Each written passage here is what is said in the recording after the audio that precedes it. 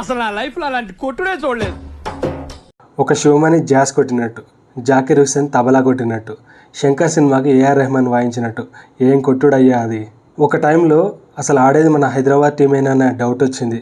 నిజంగా ఊచకోతే అసలు అది. సన్ రైజర్స్ దెబ్బకి ఆర్సీబీ హైయెస్ట్ స్కోర్ రికార్డు బద్దలైపోయింది. ఒక్క మయాంక్ అగర్వాల్ తప్ప మిగతా వాళ్ళంతా పూనకాలు వచ్చినట్లే ఆడారు.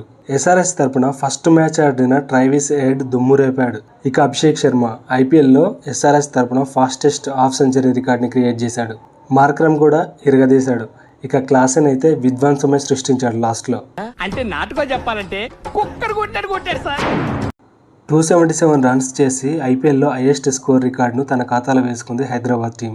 సెకండ్ బ్యాటింగ్ చేసిన ముంబై టీం కూడా పర్వాలేదు అనిపించింది, బాగానే ఆడారు. ఎస్పెషల్లీ మన హైదరాబాదీ తిలక్ వర్మ చాలా బాగా ఆడాడు.